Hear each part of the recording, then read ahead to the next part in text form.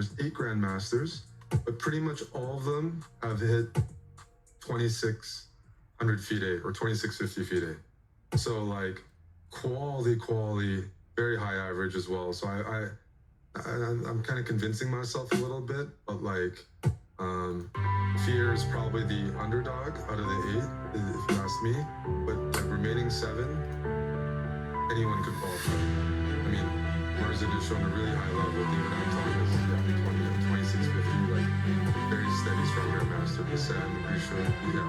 So I think this matches up with mostly.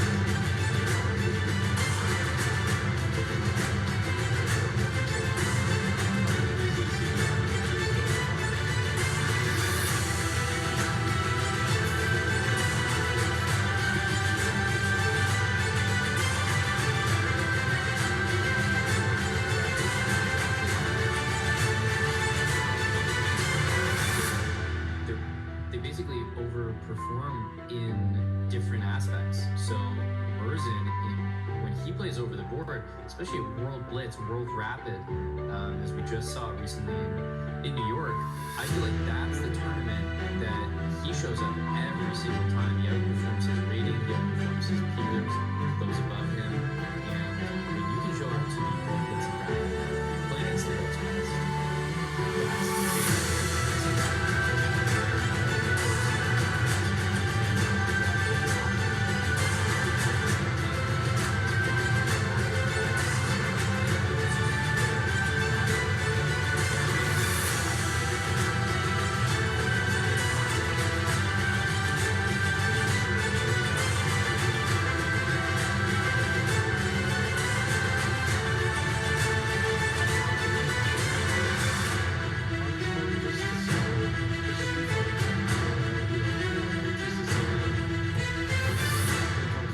Looks like he's rocking his website on the attire. First couple rounds for every group, you often get to see local players playing against the top seeds. You know, there's quite a few grandmasters playing, but each group is like 30 to 45 players. The vast majority are players from the region playing and testing themselves out against some of the world's best. Yep, and this continuation here, pawn takes on e5. I did expect perhaps knight captures e5 back, but Naif took with the pawn, and this means that the white knight has an easy claim to the d5 square. But what you might see is instead of Hans maybe just jumping directly in, although that looks like a strong move on the very next turn, you could also see bishop to g5 in order to dislodge the knight on f6 first, and then play knight to d5 after. So a lot of pretty good options, and I'd say Hans already very, very satisfied with this position. There you see bishop g5. I think once he plays knight d5, a4, he has great pressure on the f file. I think he'll be pretty happy with how he started. Yeah, just a correction to what I was talking about. Arvin was on the list, and it doesn't look like he's made it to the event. And so, you know, that puts a very elite player out of the group and increases the chances for everyone else. Because Arvin has had some remarkable results in the last year in his chess career. It looks like he didn't make it. So we have the seven grandmasters. I mean, I'd like to say there's others too, but we haven't seen anyone non-grandmaster yet make it into the knockout. Right. But of course, it'd be a fantastic upset and great stories. So no problem rooting for that. We've seen some good performances anyways by the underdogs, but for the most part, it looks like it's going to mainly be 7 players competing for those coveted final 4 spots. Right. Yep. Important clarification there. Every person that, you know, isn't here, doesn't show up, you know, that opens up quite a lot in terms of the opportunities for other players. Just that extra spot, instead of 8 players, maybe 7 grandmasters vying for 4 spots, your chances improve significantly. In this game here, I don't think Hans is trying to do too much with the position. He's not over calculating. I think he's happy just leaving the knight on d5. He knows that if it's ever taken, he can take back protected pass pawn, and the black bishop on g7 is not a good piece. It's basically not contributing to the game at all. And at some point, the rooks are doubled. He's ready to invade on the d file. So it'd be tough for black to keep things together here.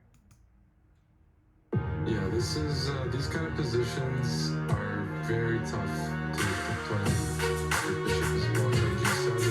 Tom isn't giving his opponent much counterplay, and just sitting on the position, and not even sort of playing the most critical moves, but black has no typical Sicilian counterplay.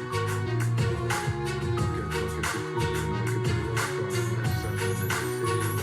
Bishop on g7 instead of blocked, and white is controlling the only file on the board, the d file. He's got his pawns on knight squares with extra bishop. Black can go his blocked by his own bishop, but you're going to see white just poker to the d file, maybe use the d file square, use the d7 square, maybe even triple. And also keep in mind there's a majority on the board for white on the queen side, 2 versus 2. At some point, whether there's a trade on d5, you'll have a 4 and 2, and even if there's not a trade, you can start pushing this pawn and creating a passive. But here we just see a play by black or just deciding to give it up anyways, and Hans has a elementary conversion ahead of him here. Yeah, it was kind of a nice sequence of moves there. Hans, he decided to trade there. It sounds crazy for me in 97 before, but he did so because he could go bishop back to f2, and then go pawn by force, as we calculated. Now, instead of capturing his bishop into the center, because it's all about protecting pass pawn, if he can recapture the e file and c pawn, e pawn, then that, I mean, it could be like 3 connected pass pawns going all the way.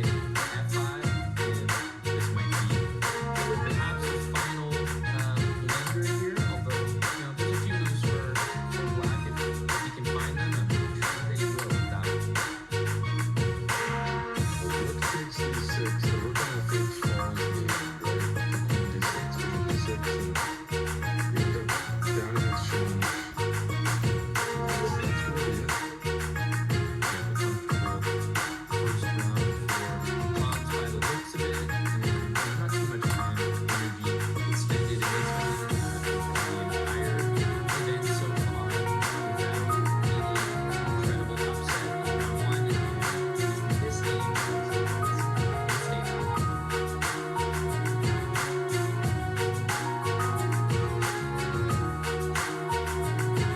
Yeah, I mean, this is the final group of one, and I think there's a draw yesterday, an upset against Serrano or someone, maybe 2100, 2200, but we've yet to see maybe a big upset in any of groups where GM falls to the chasing pack. It could be a title player, untitled player, but so far they have defended the honor of the Grandmaster title and almost won every game they were expected to.